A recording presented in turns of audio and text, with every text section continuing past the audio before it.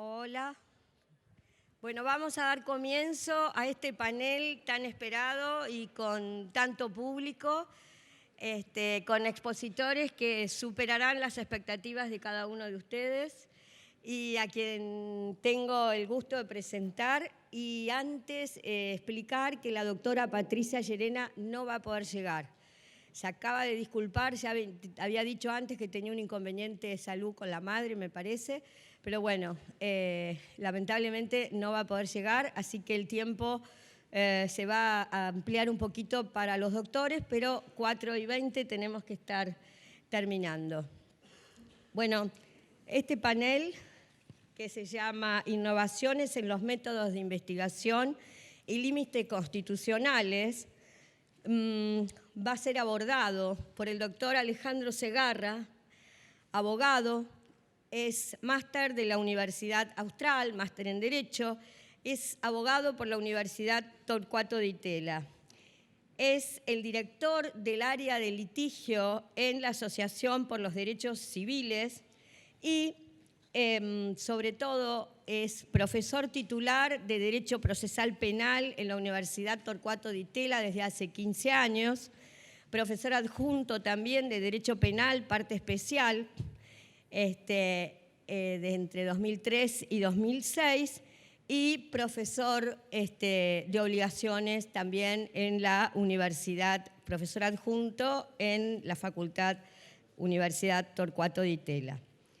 Es asesor en temas constitucionales y penales en la Honorable Cámara de Diputados de la Nación y ha trabajado en distintos estudios jurídicos de la Ciudad de Buenos Aires y actualmente es fundador de un estudio jurídico de abogados especializado en asesoramientos integrales de empresas y socio a cargo del área de asuntos penales y constitucionales. Alejandro, tu tema.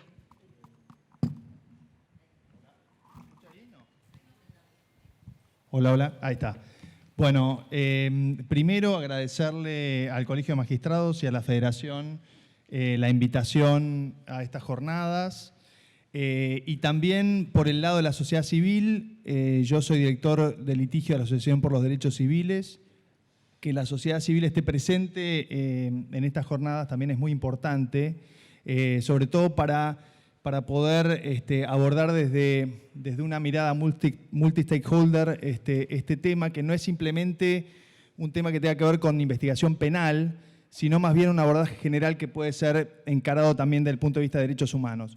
Creo que lo primero que hay para decir, dado el título del panel, es que definitivamente la evidencia digital es completamente distinta a la evidencia analógica, ¿no? Sobre todo para cuando la gente que está aquí enfrente mayormente son magistrados y seguramente han estado versados en lo que es la prueba analógica durante mucho tiempo. Los problemas que la evidencia digital trae aparejados son múltiples. En este sentido, y en los minutos que yo tengo, voy a comentarles un poco un estudio, un abordaje general que hicimos nosotros en la región, en Latinoamérica, básicamente un estado del arte y la normativa de países como Colombia, Chile, México, Argentina, y cuáles han sido los rasgos generales y comunes a todos estos países al momento de plantear la problemática de la evidencia digital. Primeramente, lo que observamos en el informe es que hay un marco normativo insuficiente.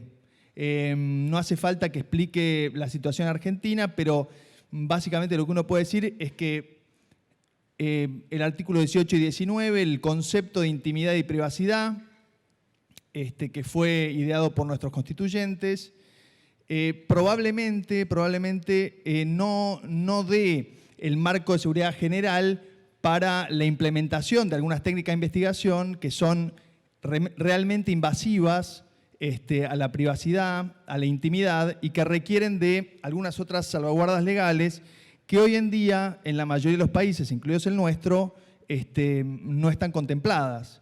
Más allá de que hay intentos de legislación en torno a lo que puede ser eventualmente el secuestro de datos, el registro de algún elemento electrónico. Lo cierto es que al día de hoy existe un problema definitivamente en el marco normativo. Otro punto que también ha sido común en la región son los problemas de la falta de profesionalización de los peritos encargados en la problemática. Por supuesto que el trabajo del perito en materia de evidencia digital es un trabajo súper especializado que normalmente recién ahora está comenzando a ser materia de estudio profundizado ya desde el momento de la formación y en adelante. Los laboratorios científicos y demás piensen que han tenido un recorrido, si bien bastante intenso y fructífero en los últimos tiempos, pero un recorrido bastante limitado en el tiempo. Entonces, por ese lado, ese es otro de los desafíos que tiene el problema de la evidencia digital. El equipamiento no actualizado, bueno, de eso no hace falta mucho que les diga a ustedes, pero el equipamiento no actualizado en lo que hace la tecnología del Estado en este sentido, para poder llevar a cabo muchas veces las tareas de investigación, y sobre todo porque muchas veces del otro lado, ¿no? Nos encontramos con tecnologías que están dirigidas eventualmente para perpetuar delitos y demás que son complejas, y el Estado, para contrarrestarlas o eventualmente poder investigarlas, requiere de una tecnología que muchas veces no está disponible. Al mismo tiempo, un desafío muy grande tiene que ver con la cadena de custodia luego de la evidencia recolectada. Normalmente también aquí se ve una falta de legislación compleja y completa en lo que tiene que ver con las cadenas de custodia. Entonces, normalmente en el arte lo que se hace son seguir quizás las normas ISO 27000, es decir, lo que son estándares internacionales, pero de nuevo muchas veces no incorporados a la legislación en cada uno de los países. Y eso, de nuevo, es un obstáculo. Bueno, hay, por ejemplo, uno si ve la nueva normativa del Código Procesal Penal, la 27.063, ahí van a ver que, de nuevo, hay un intento, por supuesto, de legislar lo que es la cadena de custodia, pero de manera bastante limitada. En definitiva, muchas veces la evidencia digital se encuentra alojada en una nube, lo que nos lleva a pensar la dinámica y la problemática de la evidencia digital ya desde un punto de vista transnacional, ¿no? Entonces, estas ideas quizás pensadas hasta el momento con la evidencia analógica, en tanto un juez puede pedirle a otra jurisdicción o pedir eventualmente una prueba que se encuentra en territorio argentino, es una idea que ya probablemente ha dejado de existir, porque la gran mayoría de la información, de toda la información que existe en el planeta Tierra, está alojado en algunos servidores, en algunos países que en general no son los nuestros, y que por tanto requieren de relaciones recíprocas y de colaboración entre países, por un lado, y para eso eventualmente tenemos el convenio de Budapest, pero que hoy en día realmente tampoco es suficiente, porque las grandes plataformas no son estados, ¿no? O sea, si nosotros pensamos en Facebook, en Google, en Twitter y demás, no son estados, pero tienen un poder bastante parecido en ese sentido. Entonces, el convenio de Budapest, que tiene que ver con la persecución o la investigación del cibercrimen y la colaboración entre los estados signatarios, le falta en este sentido la integración con cuáles son eventualmente las armas que tienen los poderes judiciales y los fiscales a la hora de investigar, cuando la información se encuentra alojada en servidores que, insisto, muchas veces detentan el poder de un país, pero que realmente no lo son. Entonces, yo creo que, en definitiva, la mirada que hay que tener respecto a la evidencia digital nos lleva a pensarla en un punto de aquí al futuro en donde tengamos que tener en cuenta definitivamente algunos puntos como para poder encararla desde un punto de vista que colabore con la tarea investigativa, pero al mismo tiempo sea protectoria de estos ámbitos de privacidad y de intimidad que con la normativa vigente no estarían siendo protegidos del todo frente a la existencia de estas tecnologías, ¿sí? Porque, a ver, para bajarle un poco la realidad, piensen ustedes lo que sería hoy en día una tecnología de hackeo de malware por parte del Estado para penetrar en algún dispositivo electrónico de cualquiera de ustedes.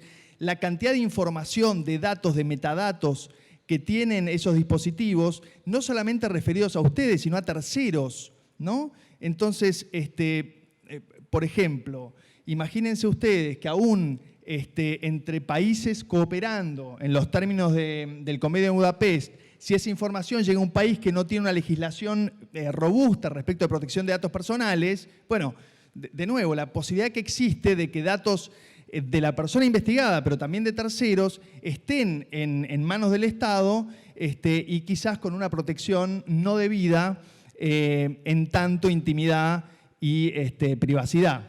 Entonces, a manera, digamos, simplemente enunciativa y por el tiempo que tenemos, creo que algunas observaciones a tener en cuenta, insisto, al momento de encarar la problemática de la evidencia digital, se podrían resumir en algunos de estos puntos. Primero, creo yo, establecer un listado concreto de delitos respecto de los cuales se pueda recurrir a este tipo de medidas. Es decir, pensar en la idea de un recurso de última ratio.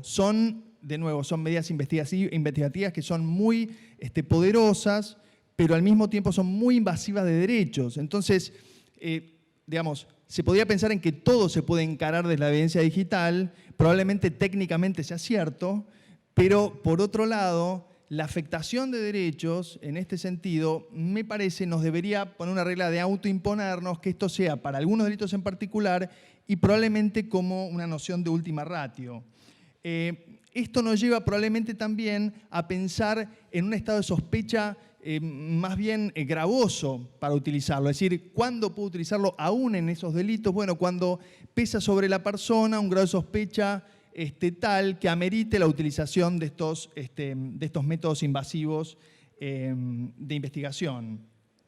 Después, lo que tiene que ver normalmente con la prueba, pero que aquí se torna especialmente importante, que tiene que ver con la limitación temporal, por un lado, es decir, por cuánto tiempo un juez o eventualmente un fiscal puede llegar a solicitar una medida de este tipo, ser muy claro si esa medida se va a poder prorrogar o no en el tiempo, y específicamente que esté atada al fin para la cual fue pedida, y en ese sentido establecer un marco temporal muy estricto al respecto.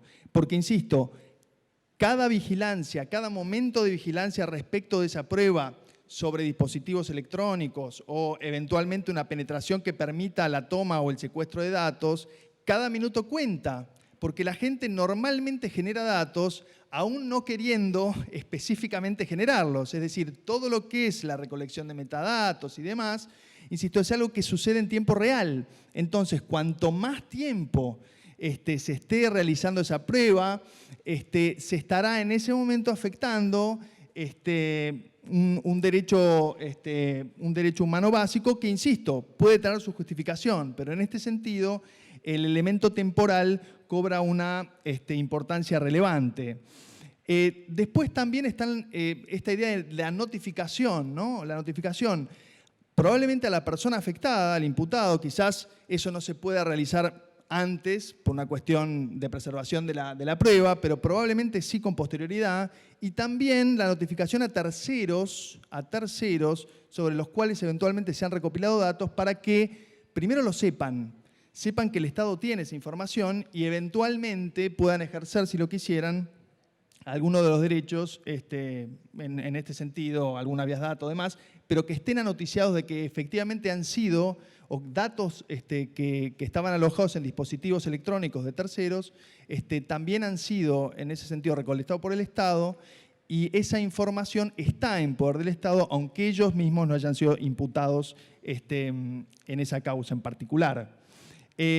Después, bueno, el tema que les mencionaba anteriormente, cuando la información está alojada en servidores en el extranjero, cobra vital importancia la idea de un tratado bilateral o multilateral de cooperación entre países y realmente en ese sentido evitar lo que está sucediendo hoy en día, en tanto países requieren eventualmente a una plataforma de información, la plataforma contesta o deja de contestar, pero el país en donde la plataforma está alojada no tiene una relación directa, es decir, digamos, muchas veces ni siquiera está al tanto, pero al mismo tiempo le estamos privando a ese país la posibilidad de que tenga de colaborar y de eventualmente intentar generar una política clara respecto de los pedidos transnacionales de datos a las grandes plataformas. O sea, este realmente es un problema que el Convenio de Budapest hasta el momento no ha podido sortear por múltiples razones que por el tiempo no podemos hablar acá, pero quiero decir que es un desafío nuevamente, y desde ustedes, del lado de magistrados, desde ya que es un desafío, ¿no? Ahí hay enormes problemas de jurisdicción, enormes problemas de jurisdicción. Las empresas al mismo tiempo muchas veces tienen incentivos para no entregar información o para entregar mucha información, ¿no? Dependiendo del caso.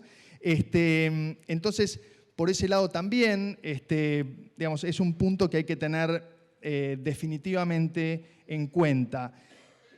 Todo lo que es transparencia y publicidad nos lleva también en esta materia a intentar que el grado de la obligación sea, para el Estado sobre todo, sea de vital importancia. ¿En qué sentido? Publicar periódicamente informes de transparencia con los detalles de las operaciones de vigilancia que se han llevado a cabo. Es decir, una vez que estén realizadas, pero que la población tenga la posibilidad de saber qué tipo de tareas se están llevando a cabo, puede ser en este sentido, en esta visión que no es solamente investigativa, sino de protección de derechos, tener informes de transparencia en este sentido también puede ser relevante.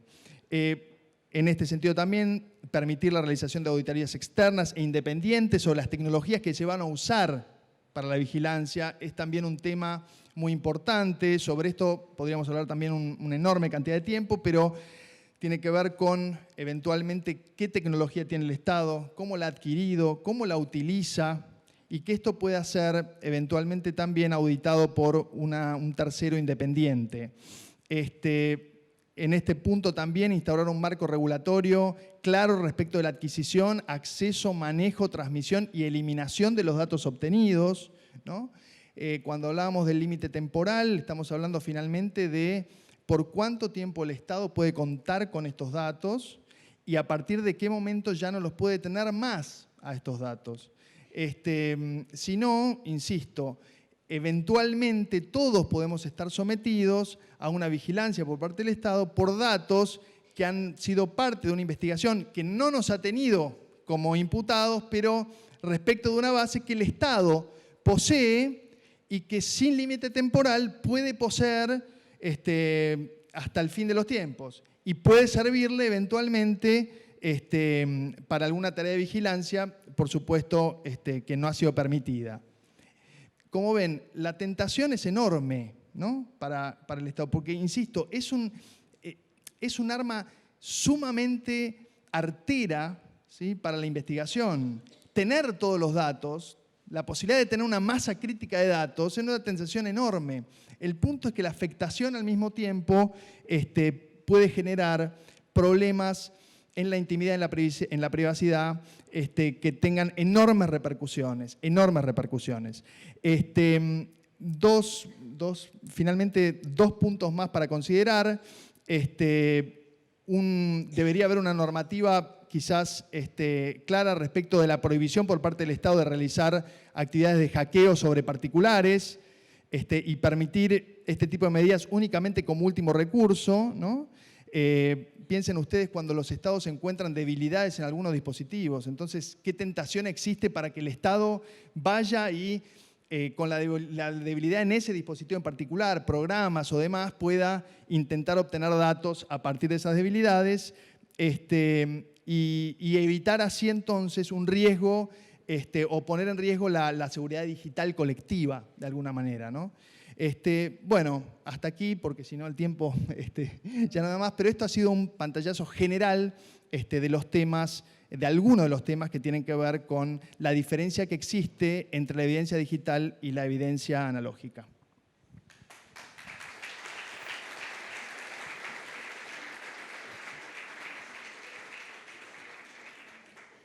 Bueno, muchas gracias, Alejandro. Y ahora va a disertar la doctora Valeria Milanés.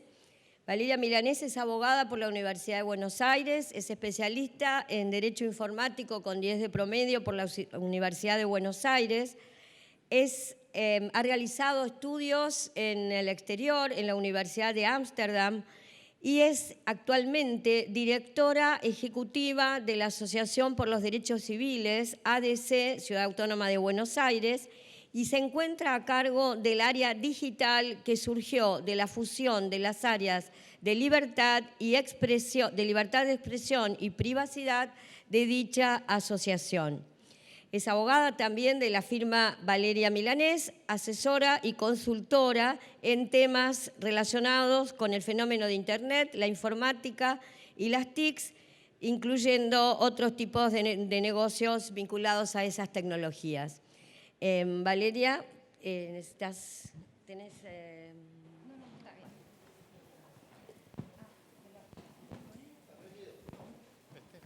¿Podés la femina que estaba antes, por favor?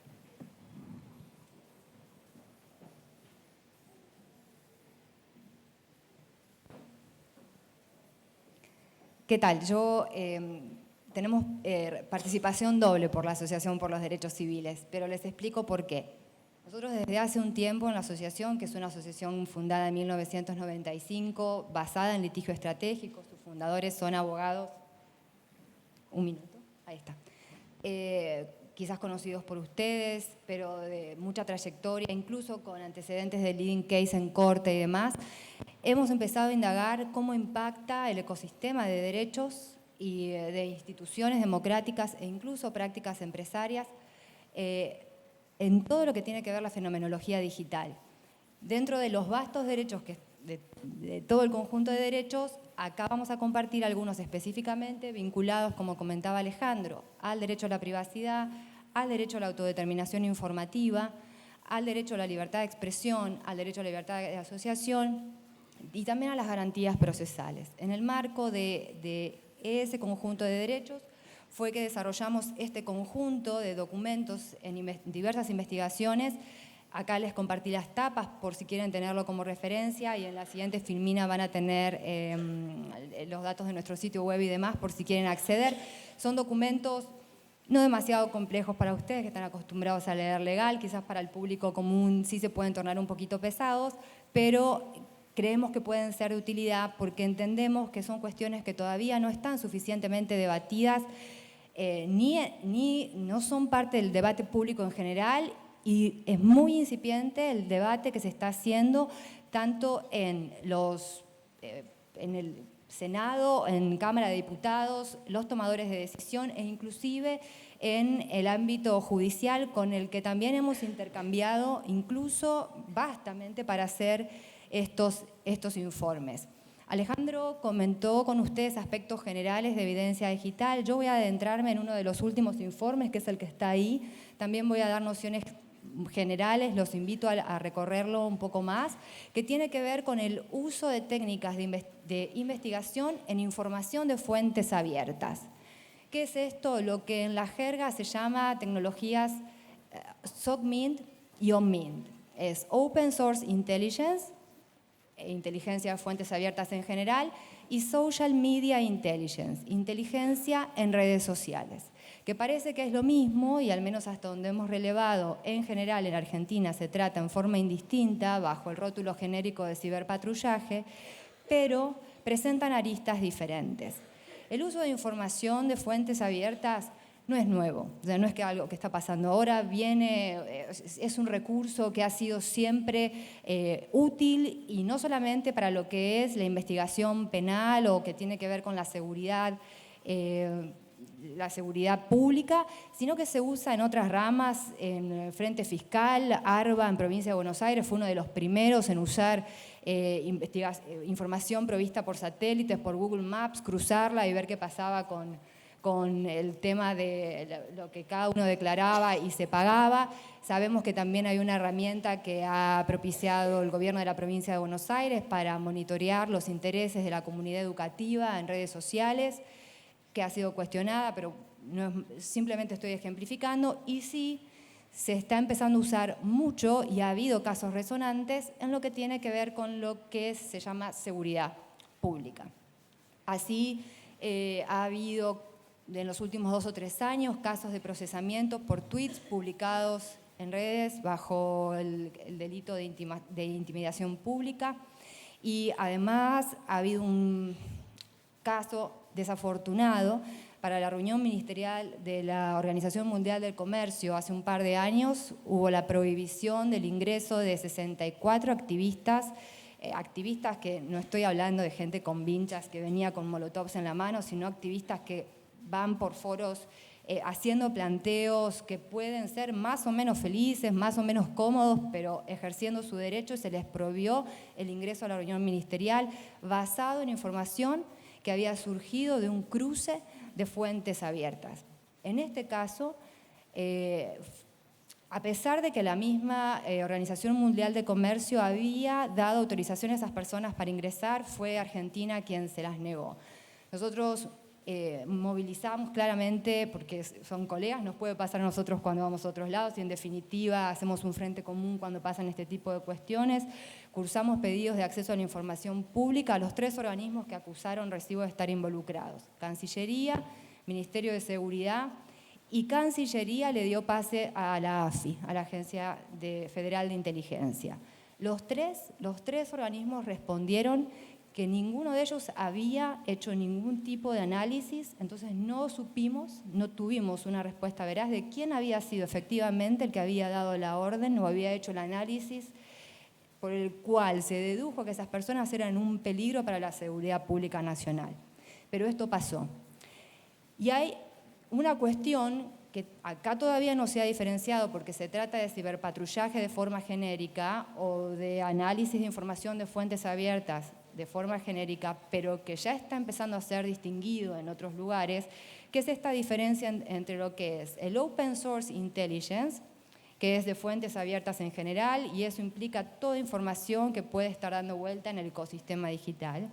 Pero la diferencia cuando empezamos a hablar de redes sociales es que son plataformas privadas, son plataformas que pertenecen a una empresa. Como marcaba Alejandro, por lo general estas grandes plataformas difícilmente tengan su sede, su domicilio legal de referencia, o los servidores donde está alojada la información no están acá. No están acá y no están en la mayoría de los países de nuestra región. Pero el hecho es que al estar siendo un espacio provisto por un privado, todos los usuarios pueden llegar a tener expectativa de privacidad, aunque la lógica de la red social no lo parezca. Digo, acá los conceptos que uno maneja se complejizan, los fenómenos psicológicos empiezan a pesar y son distintos. Hay estudios que no son viejos, esto es todo tecnología reciente que está impactando de tal forma que va a haber que darle más tiempo para analizarla, pero aún así hay estudios de tenor psicológico que muestran que no necesariamente la conducta de una persona en la red, o lo que dice que va a hacer, o lo que likea, o lo que manifiesta, es como se conduciría en el mundo analógico, porque hay un efecto inhibitorio que da la red por las sensaciones de distancia, de temporalidad. Los perfiles, hay una cierta homogeneidad que hace que lo que es la autoridad se desluzca, cosa que por ahí en un cara a cara no pasaría.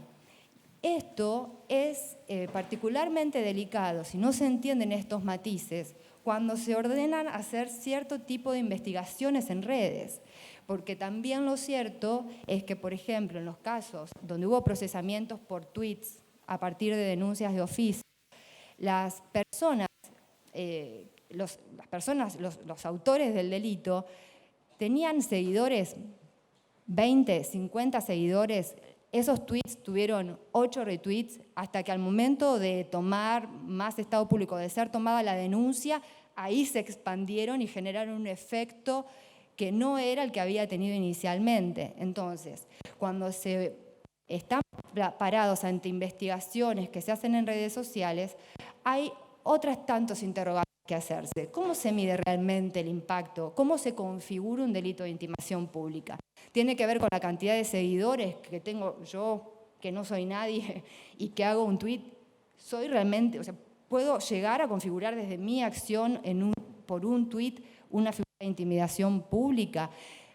Hay que hacer un estudio de quiénes son mis seguidores, son cuentas reales, son cuentas bot, que es lo mismo que, o sea, no hay nadie realmente, no se genera un impacto. Digo, todo ese tipo de cuestiones son las que nosotros estamos señalando para que sean consideradas, obviamente, por los magistrados, por el sistema judicial en su conjunto y por las fuerzas de seguridad, que son quienes hacen, a veces de oficio, ciberpatrullaje en redes. Esto no siempre es entendido por la persona usuaria de la plataforma, por diversas razones. Porque la plataforma le agrega un grado de complejidad, que es que yo, usuaria, no siempre entiendo cómo funciona la expansión de mi mensaje. Mi mensaje puede llegar de una manera que yo nunca supe que iba a pasar, ni me figuré que iba a pasar. Y cuando estamos hablando de esto, piensen en todo un espectro. O sea, nos cuesta a nosotros que seguimos los temas, pero acá estamos hablando de un espectro, de personas grandes, mayores de edad, que pueden tener mayor o menor acercamiento a la tecnología, de menores, de adolescentes, que tienen vínculos con las plataformas que difícilmente están estudiados en profundidad y que tienen repercusiones importantes. A veces el tema de la información que se genera no es conocido por el usuario. Alejandro hablaba muy bien de los metadatos. Los metadatos son los datos de los datos, es decir, son los datos de la comunicación, los dispositivos que intervinieron, de quién originó y a dónde llegó, el horario, la geolocalización. Los metadatos, también está estudiado, dan mucha más información de las personas involucradas en la comunicación que la comunicación misma muchas veces. Hago un paréntesis, la Convención de Budapest deja habilitado a la autoridad, al país local, decidir quién es la autoridad competente para solicitar metadatos. En Argentina lo hacen los fiscales. En legislaciones más avanzadas, creo que Cristian va a hablar de eso, es por orden de juez, por la sensibilidad de la información que el metadato arroja.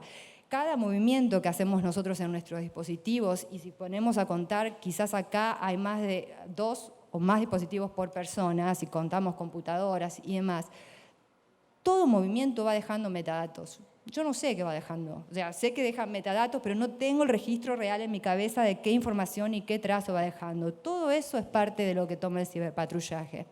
Información que sube alguien mía, que yo no tengo idea que la subió, sea una foto, un video, un audio, una expresión, un like.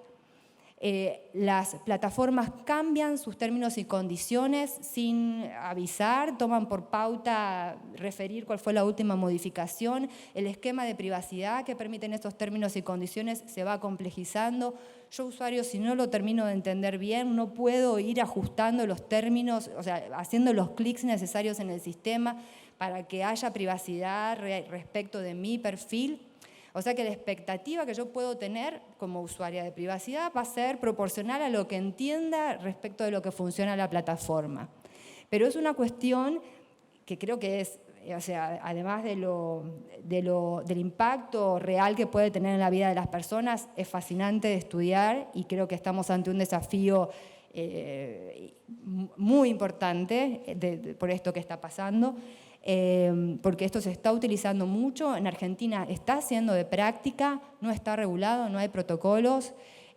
Sabemos por entrevistas que hemos tenido con algunos representantes de las fuerzas, algunas de ellas formales, otras informales, que hacen las fuerzas hacen lo mejor que pueden, pero no hay prácticas y a veces, muchas veces, no hay un buen diálogo entre quien ordena la medida y quien la tiene que ejecutar, más en cuestiones de tecnología.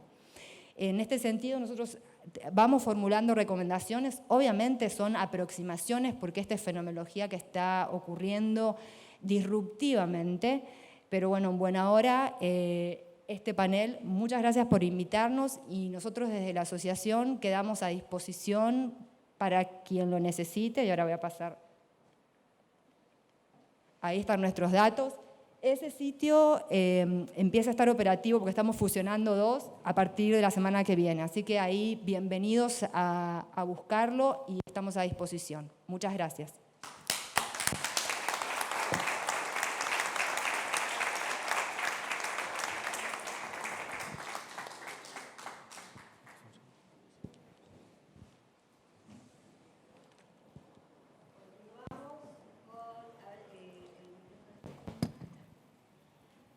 Continuamos con la exposición del doctor Carlos Cristian Sueiro, quien se desempeña como secretario letrado de la Defensoría General Adjunta de la Nación en el Ministerio Público de la Defensa. El doctor Sueiro es abogado con diploma de honor y especialista en Derecho Penal en la Universidad de Buenos Aires y realizó estudios en el exterior, en Italia, en la Universidad Max Planck, en Alemania. Es profesor adjunto de la materia Criminalidad Informática de la Universidad de Buenos Aires y profesor a cargo en el posgrado de la materia Delitos Informáticos en el marco de la Maestría de Derecho Penal del Mercosur de la UBA, de la Universidad de Buenos Aires. Y también es profesor en los cursos de capacitación en la Escuela de Servicio de Justicia, en la Escuela del Poder Judicial de la Nación, en la temática criminalidad e informática. Bueno, doctor. Bueno, ante todo, muchas gracias por la invitación a estas jornadas científicas de la magistratura, a la doctora Silvina Manes, a la doctora Mariana Maldonado. Es un gusto poder participar en este panel justamente con Valeria Milanés y con Alejandro Segarra. Y puntualmente lo que voy a hacer es una especie de síntesis rápida acompañado de un PowerPoint de la presentación que les referían los dos expositores previamente. Estamos en esta era. Si quieren me pongo de pie para no molestar lo visual. Ah, buenísimo. Ahí. Ahí está.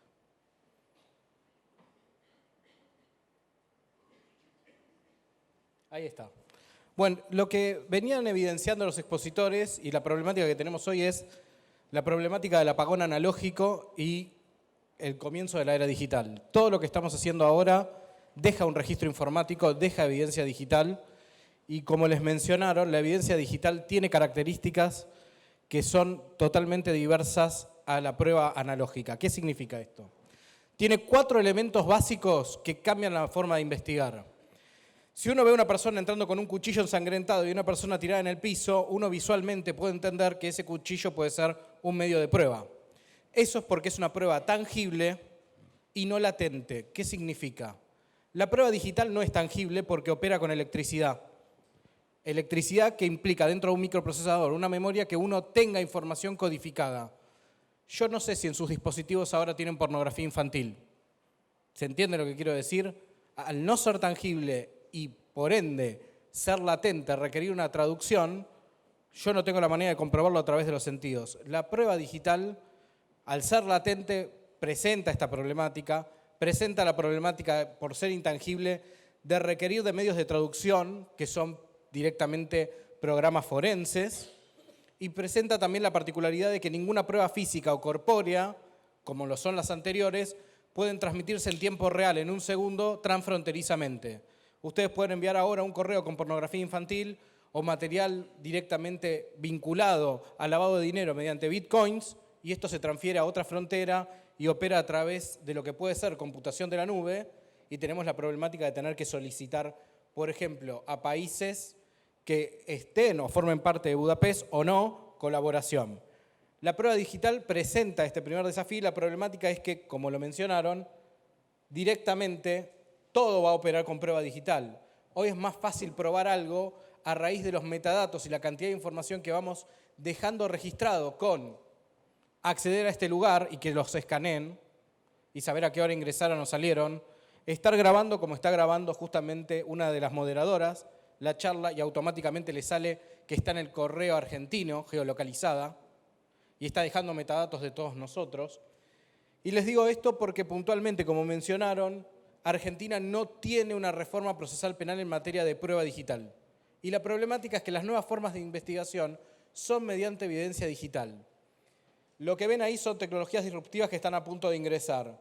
Lo que es directamente información de display en la piel, el no tener que usar un celular físico, el utilizar los que son directamente hologramas o wall format display, que uno los ve en las películas, los que son espejos inteligentes con información.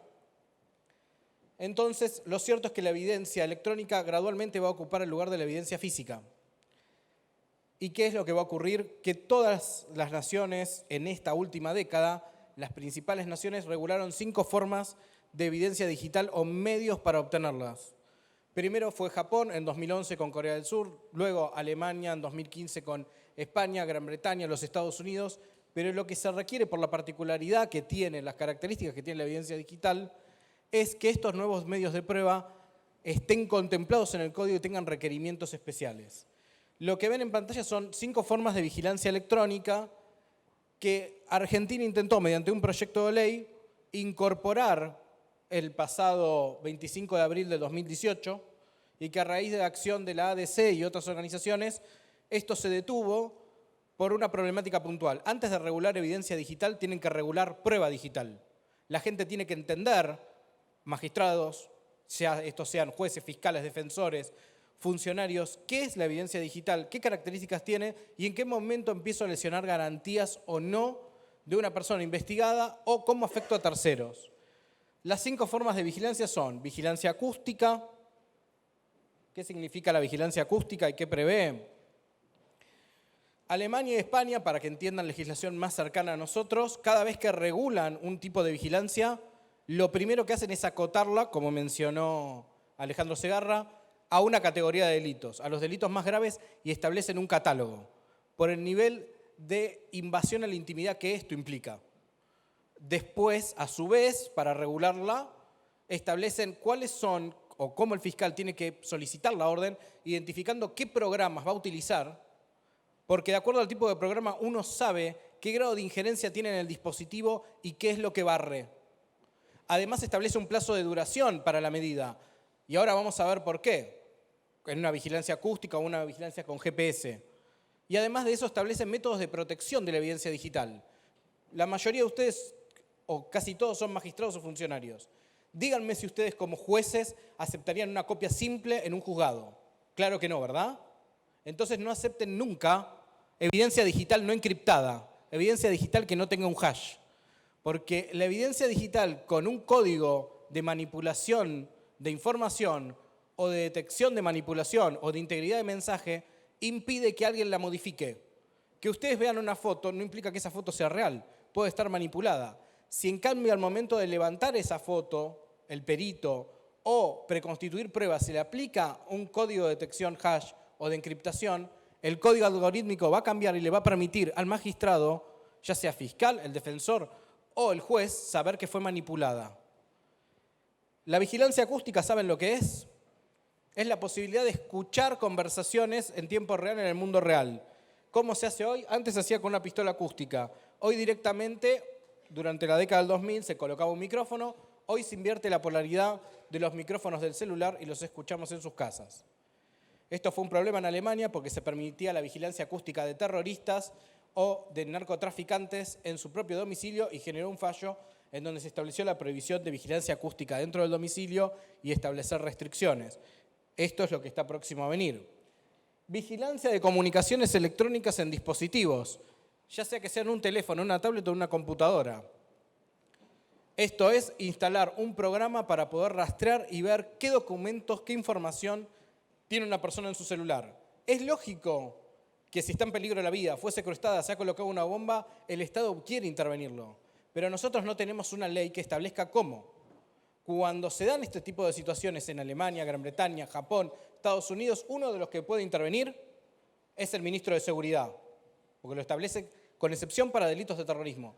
En todos los restantes casos tiene que ser por solicitud del fiscal y emitida una orden del juez y tiene un plazo primario de 48 horas prorrogables.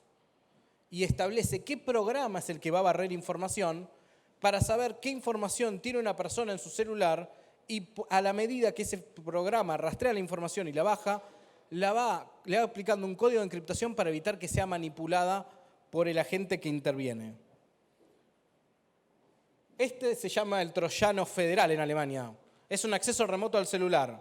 Es espejar la pantalla de su celular en el de la gente que los intervino. Yo puedo ver qué tienen ustedes en su celular en tiempo real, qué mensaje les llega, si están pagando una cuenta, si están colocando una clave a través de esto. El Estado alemán, el Estado británico, el japonés y los Estados Unidos lo reservan para los delitos más graves. Técnicamente saben que esto es hackear. La diferencia es que si hackea el Estado con una orden es legal. Vigilancia a través de cámaras, dispositivos de captación de imagen. Esto lo conocemos. Esto ya empezó. Londres es la ciudad con mayor cantidad de cámaras. Nosotros ya estamos implementando cada vez más cantidad de cámaras. Esto también tiene requerimientos para evitar, por ejemplo, que a través de la ampliación de Zoom o con cámaras termográficas ingresar en domicilios o en áreas de privacidad sin orden judicial. Seguimiento a través de dispositivos de geolocalización. ¿Cómo geolocalizar a una persona? Todos dirán, tiro el celular en un cesto de basura y me lo saco de encima. Falso. ¿Todos somos rastreados? Sí. Van en un auto, tienen directamente los arcos de detección de la ciudad. Si utilizan la SUBE, si utilizan una tarjeta de crédito, si están utilizando criptomonedas. Si alguien tiene un marcapaso, le tengo malas noticias. Si alguien tiene bomba insulínica, le tengo malas noticias. Si alguien está utilizando relojes inteligentes, ni hablar. Y cualquier dispositivo de ropa inteligente de vestir. Aquella que protege hackeos. Ejemplo, aquellas prendas que tienen bolsillos hechos con bolsas antiestáticas para evitar que alguien mediante Bluetooth acceda a su celular o acceda a una tarjeta contactless. Cuidado con eso. Las tarjetas contactless son copiables, entonces la mejor manera es utilizar un papel de aluminio que puedan sacar de la cocina o comprarse una billetera que sea de Faraday o antiestática. ¿Por qué les mencionamos todo esto? Porque ya se pusieron mal, ¿no? Ese era el efecto que buscaba. Que se lo tomen en serio lo que venimos diciendo. Lo que viene es la supresión del DNI. Chau DNI, chau pasaporte. En 10 años no existe más. Ya se dieron cuenta que no sirve para nada el DNI. Lo que viene es lo que vieron de vigilancia a través de identificación biométrica. Ya lo vieron hoy con esto. No fue biométrico. Pero la identificación viene por cualquier signo biométrico nuestro. El iris del ojo, la huella dactilar, lo que es el reconocimiento de voz, lo que puede ser directamente el reconocimiento facial o la firma. China ya lo implementó, ya lo saben. Lo ven, ¿no? Eso es SenseTime, es una vigilancia automatizada que tienen todas las cámaras de China mediante un programa de inteligencia artificial que mientras uno va caminando o en un auto, va identificando quién es cada uno. ¿Ven a la señorita policía de la República Popular de China? ¿Qué les parece? ¿Por qué lo puse? Tiene poca definición, no se ve muy bien. Porque los lentes son lentes de identificación biométrica. Entonces, cuando te está mirando la cara, ya sabe quién sos, le bajó el padrón y te identificó. ¿Cuál es la problemática? China identifica a todos los ciudadanos. Esto presten atención. Esto es una violación de garantías. Yo tengo derecho a la privacidad o lo que se llama posintimidad. La privacidad murió. La posintimidad es el derecho a utilizar programas de anonimato o a no ser identificado en todo momento. Yo solo puedo ser identificado si hay una orden judicial. Y en esto sí tuvo un acierto el reconocimiento facial de la ciudad autónoma, en donde los programas que utiliza permiten reconocer como un rostro a identificar aquel que esté en el Registro Nacional de Reincidencia. Todos los restos de los rostros que están directamente en el Registro Nacional de las Personas no aparecen nombrecito arriba identificándonos, aunque potencialmente podría identificarnos. Si ustedes tienen un programa de rastreo que identifica en todo momento, como jueces o fiscales, a las personas que no están acusadas, están violando la garantía de la intimidad, entre tantas otras.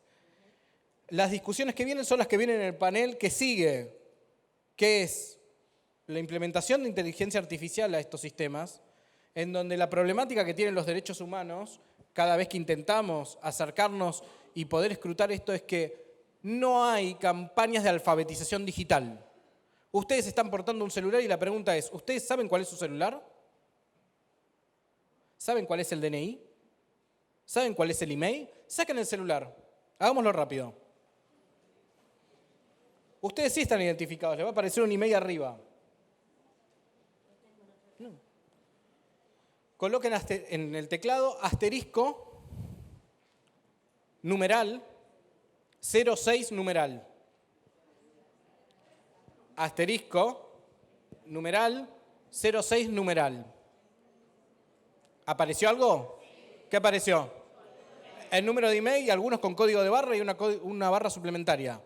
¿Saben identificar que cada foto, cada cosa que ustedes hacen, deja un registro de ustedes y un metadato? Vayan a cualquier foto. Alguien que quiera participar, busque cualquier foto. En esa foto, buscan detalles. Tiene un título, ¿verdad? ¿Llegaron a la foto y el título? ¿El título es un número? ¿Alguien quiere leerlo en voz alta? ¿Alguien quiere leer el título de una foto? Él va a leer un número. Por favor, escúchenlo y presten atención. Espera. Lee los primeros 4. 2019, dale. 0614 del 6 del 2019. Tiene un guión. No, de a 2 léelo. 14 y 14 sacó la foto con 14 milésimas de segundo el día de hoy. Esa foto la sacaste vos. Ahora vayan a una foto que hayan recibido y van a ver la problemática que les plantean ellos. No había que ser un ingeniero en sistemas, ¿no? Para darse cuenta. Cada foto, el título que tiene, es la fecha y hora que lo sacaron. Y ahora vean si lo recibieron por donde quieran. Una foto que les mandó alguien, un meme, lo que quieran. Lea alguno. IMG. 14. WA, lo recibió por WhatsApp en 2019, el día de hoy. 0008. ¿Qué es eso? Que con ese contacto vos intercambiaste 8 fotos.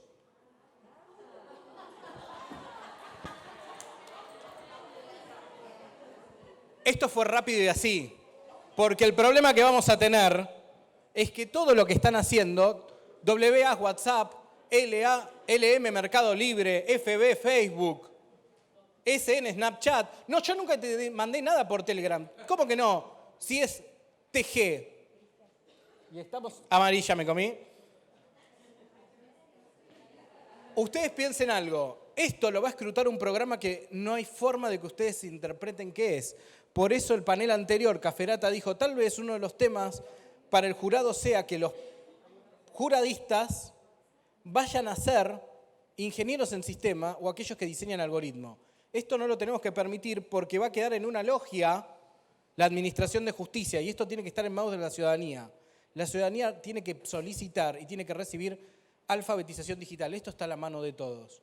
¿Por qué? Porque el día de mañana un programa automatizado va a decir que ella es culpable. ¿Alguien la reconoce? ¿Saben quién es? Ella es re popular. Un programa... ¿Qué creen? ¿Es menor o no? Si fuera menor me tendrían que detener ahora mismo. ¿Cómo estoy publicando la foto de un menor? ¿Qué tendría que difuminarla? Ella es muy conocida en el mundo digital. Ella no existe. Ella es Aya. Es una creación digital. O un sistema automatizado ya hubiera dicho, no existe, no hay que detenerla, no tiene antecedentes porque no es humano. Nosotros, todo ese tipo de información, en algún momento la especie humana decidió alojarla en servidores inteligentes, en conectarlos en línea, y está avanzando más rápido que nosotros. La manera de evitar esto es empezar a, ya sabemos manejarnos en el mundo analógico, empezar a escuchar campañas de alfabetización digital, acercarnos a este tema y tomarlo en serio, porque en un momento vamos a dejar de tener el control y el panel que sigue nos hablará en su momento de los jueces electrónicos y la problemática de la administración de justicia en la era 4.0. Bueno, muchas gracias.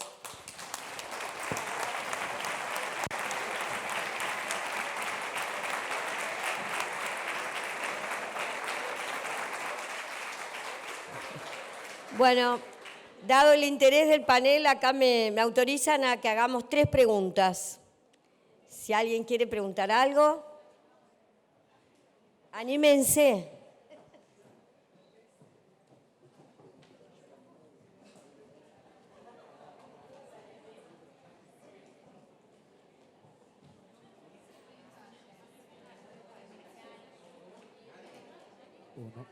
Nadie levanta la mano.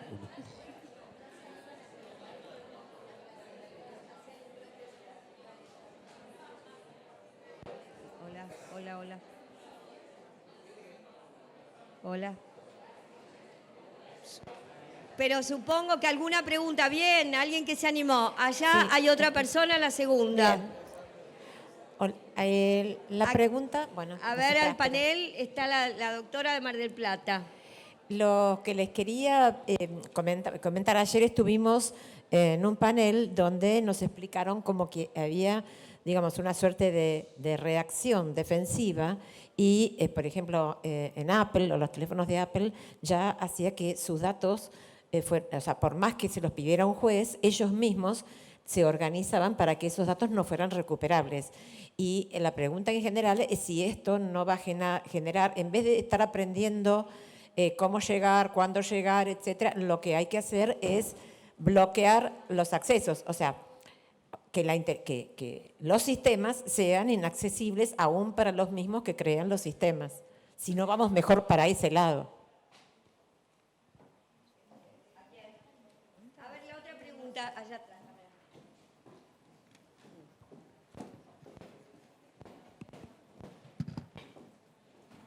Sí, dos consideraciones.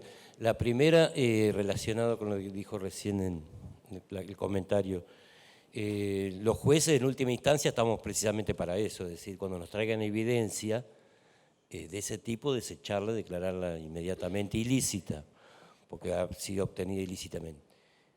De todas maneras, el peligro no está ahí. El peligro del poder punitivo no pasa por ahí. Es una excusa, es decir, para vigilarnos a todos, es muy claro. Si no, fíjense de qué serviría la alfabetización digital si, fíjense cómo le fue a Assange. Es una cuestión de poder, es muy clara la historia. Por eso no debemos perder de vista cómo la cola del poder acá, no se trata únicamente de garantías, porque siempre vamos a estar siempre pensando en lo mismo, es decir, sacando el foco y ¿a quién le vamos a aplicar esta tecnología? Siempre los mismos. Y si los dueños de la tecnología, que son los grandes beneficiarios de esto, nunca los va a tocar el poder penal, estoy hablando. Si no, fíjense, es muy claro lo de Assange. Assange va a haber pena de muerte seguro, no hay que para la menor duda. Y no existe una sola palabra, no he escuchado, en defensa de ese hombre. Es decir, que está haciendo 10 veces mejor beneficio a la humanidad, sin duda alguna, como en su caso lo hizo Snowden. Simplemente esa reflexión, ¿no? Es decir, no perder de vista cómo funciona la parte del poder acá, porque si no siempre vamos a estar hace años reflexionando sobre nuevas tecnologías y sobre otros elementos cuando el poder estatal lo utiliza con una simple excusa para espiarnos a todos. Es muy fácil.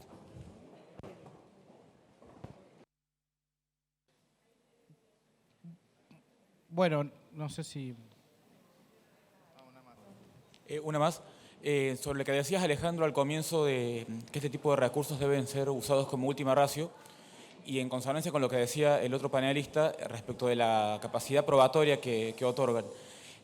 ¿cómo conceptualizás esa última ratio cuando en realidad, por ejemplo, los fiscales iniciamos las investigaciones interviniendo celulares, secuestrando computadoras, siguiendo por GPS y otros medios de este tipo? O sea, empezamos así en realidad.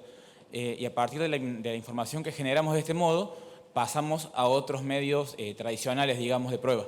Entonces, ¿cuál sería esa última ratio y cómo compatibilizar para que no infringamos garantías, pero seamos eficientes en esa recolección de pruebas?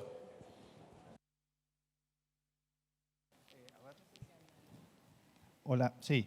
Bueno, a ver, un poco ese es el desafío que yo planteaba, porque, digamos, lo que vos mencionás es absolutamente cierto y por ahí pasa la enorme tentación. O sea, estos métodos son tan eficaces que básicamente, es más, yo te diría, quizás no necesitas investigación posterior. O sea, está ahí y listo. El punto es que si vos no tenés reglas claras respecto de cuándo utilizarlos, el problema es que vos no vas a tener cómo controlarlos. El día de mañana, ¿quién tiene esos datos? ¿A quién está vigilando? ¿A dónde esa investigación, a dónde termina? ¿A cuántas personas involucra? O sea, no hay posibilidad de control respecto de eso. Entonces, yo vuelvo a insistir, la tentación es enorme, pero sin reglas claras, principio de legalidad estricto, o sea, posibilidad real de transparencia, posibilidad real de que alguien esté auditando cómo se está realizando eso, yo te diría que vas a un estado totalitario, o sea, vas hacia algo ilegal realmente. Yo recuerdo hace muchos años, en este tema, 2014, 2015, en charlas con fiscales que me decían, bueno, yo lo que empiezo a hacer es un perfil falso de Facebook, empiezo a publicar 2 o 3 cosas interesantes, me gustan los pibes chorros, el perfil de una foto, una mujer, me gustan los pibes chorros, y caían y le contaban a ese perfil cuándo iban a delinquir, qué iban a hacer, o sea, así de simple, ¿no? El tema es, bueno, y es así de simple, ¿no? Desde una computadora, en el juzgado, pero si no está legislado, si no hay reglas claras, bueno, eso puede después extrapolarse hacia la población en general. Entonces, de nuevo, es un desafío estatal, es un desafío por tener realmente una regla de legalidad estricta en este sentido. O sea, es un desafío del Estado de Derecho como tal.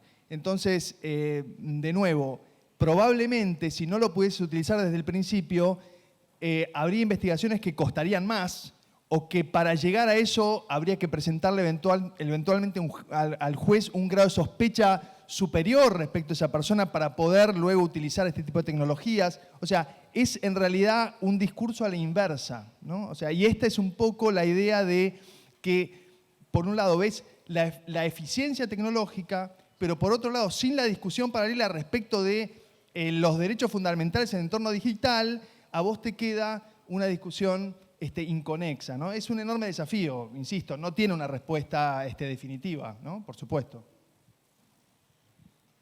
Bueno, y en función de las restantes 2 preguntas de la doctora y el doctor, yo comparto con el doctor, en función de la pregunta que usted hizo, que el mundo es un mundo bipolar de vuelta y que hay una nueva guerra fría. Y ustedes eligen a quién le dan los datos. Se los voy a decir así. ¿Se los dan a GAFAM o se los dan a Batax? Y ustedes me van a decir, habla en clave. GAFAM, ¿saben quién es? No es una empresa de heladeras. GAFAM es Google, Amazon, Facebook, Apple y Microsoft, Occidente. O se los dan a Batax. Baidu, el motor de búsqueda chino. Se los dan a Alibaba, el principal sistema de comercio electrónico. Tencent, el principal plataforma de salud china mediante diagnóstico por imágenes que permite identificar rápidamente a una persona por el iris, la palma de la mano, la huella. Y Xiaomi, ¿les suena Xiaomi? ¿Les suenan los celulares Xiaomi? Bueno, los datos o terminan de un lado o terminan del otro, porque las 2 grandes potencias de inteligencia artificial son ellas 2. Por eso Dinamarca se apresuró y, como dijo Alejandro, no son estados, pero son más poderosos. Dinamarca nombró el primer embajador digital frente a las GAFAM. Lo mandó a Silicon Valley y dijo, yo necesito que alguien diplomáticamente me represente frente a estas grandes plataformas porque las necesito para operar como Estado. Entonces sí, yo comparto, es una lástima y me da pena lo que le ocurre a Assange. Assange se está enfrentando a un enemigo enorme del cual no va a salir airoso. Y a diferencia de Mark Zuckerberg se llevó nuestros datos y se los seguimos dando. En cambio, Assange nos advirtió y lo van a condenar. Entonces, la problemática hoy es saber que Argentina, igual que cualquier otro estado, y los estados que vienen son fronteras físicas con un poder hasta ahora simbólico frente a un nuevo poder que es el poder económico que va a estar en manos de la inteligencia artificial. Y no lo podemos negar y por eso el panel que sigue advierte sobre estos supuestos y cómo nosotros, que somos los reticentes de todas las carreras, porque somos los descendientes del brujo de la tribu, del chamán, y tenemos la autoridad, jueces, fiscales, magistrados, vamos a intentar impedir que la decisión quede en manos de una máquina o en un algoritmo que no entendamos. Para poder hacer eso, justamente son las discusiones en torno a evitar que algoritmos no tan débiles por ahora, a pesar que es un gran avance Prometea, tomen la decisión a futuro de acá tengo prueba suficiente para determinar la pena, que ya lo hace, ejemplo, Compass, y en cambio de esto poder instrumentar o redefinir derechos humanos emergentes que nos están avisando ellos para poder avisar, como avisa la Corte de los Estados Unidos, Compass lesiona claramente el debido proceso al determinar la prueba y no permitir que un juez la determine porque no le permite conocer cuáles son los puntos que determinan puntualmente cómo está cargado el programa, cómo está cargado el algoritmo. Porque cuando lo pidió el imputado a través del defensor le contestaron esto. No se lo podemos dar porque es objeto de propiedad intelectual. Con lo cual, la sentencia está fundada en una máquina que usted no sabe cómo funciona. Buena suerte. Eso como para que se entienda por qué estas discusiones igual. Yo creo que la alfabetización digital es un elemento, no todos, pero es un elemento que se necesita para empezar. Les agradezco.